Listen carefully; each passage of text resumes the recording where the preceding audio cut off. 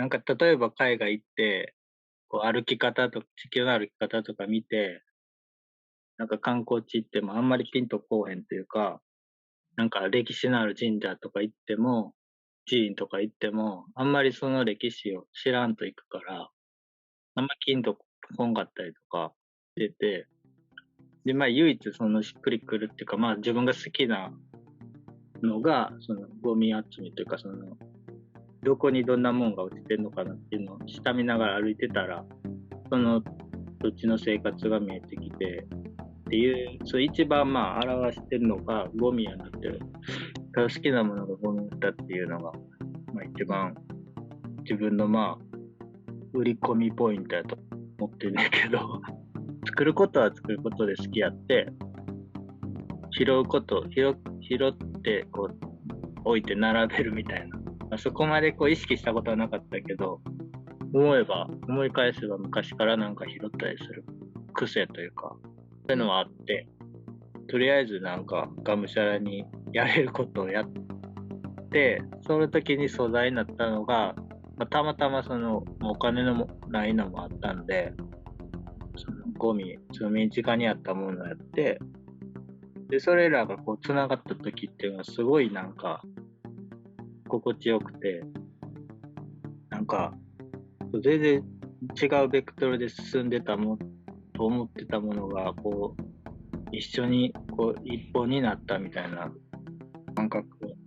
を感じて、そうだから続いてるっていうか、なんか本来の僕の目的は、例えばまあ日本の中でも海に行けば海のゴミがあるし、えっと、街には、例えば街にはあんな海の漁具とかブイとかは落ちてないやんか。それを、まあ、僕が作るそのアート作品を通じて、こう海で作ったものが街中に流れたりとか、街のものがこう違う場所、ない場所にこう動いていったら、ちょっとなんか新しい価値観っていうか、そういうのが生まれへんかなっていうのがあって、海外行くときは大体日本のものを持っていくようにしてたりとかしてて、で逆にそのどっか行ったときは持って帰ってくるよ。その由来はなんか、ほんまにこうエコとかじゃなくて、ほんまは、なんか、ズレっていうか、その、ゴミのサイクルがあるじゃないですか。こう生まれてからこう死ぬまで、消えるまで。そのサイクルに、まあ、本来捨ててなくなってしまうところにこう僕が介入して、でまあ、ちょっとだけ命が伸びるっていうか、まあ、いずれそれもゴミになるんやろうけど、まあ、小さいズレって違う力がこう加わると、どんどん大きくなっていくのかなと思って、そのズレがこうどんどん大きくなった時に、なんかすごいおもろいこと起きるんじゃないかっていう意味を込めて延命所っていう予想以上のしていないことがこう起こる方がやっぱテンションが上がるから、例えばそのこのゴミとこのゴミを合わせたらこんなんなるやろなと思ってたら、こんな力持ってたんお前みたいなとか、そういうのがあって、めちゃくちゃ気に入ってるゴミとかっていうのはその単体でもやっぱ気に入ってしまってるから意外と使えなかったりとかするんですよ。何がゴミかわからなくなってきて、うん。だからそういうこう、まあそれを楽しんでたんやけど、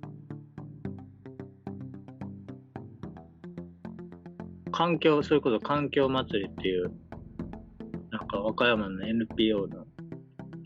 団体がこう主催してるお祭りが1年に1回あって、ステージのデザインとか、デザインっていうかまあ作ったり、ステージ作ったり、それもなんか僕呼んでもらった時に、僕いいですけど、こう、環境全然興味ないです。それでもいいですかって言って、全然いい。それでもいいって言ってくれたから、そうやってやろうかと思って。でも実際こう、環境問題にこう、興味がないわけじゃなくて、知らんだけっていうか、なんていうの、興味は出てるっていう感じで。だからそういう人らとこう関わるようにしてて、今は。それをこう、自分のメインのコンセプトにはしないけど、うん。なんか知っておくべきことやなと思う。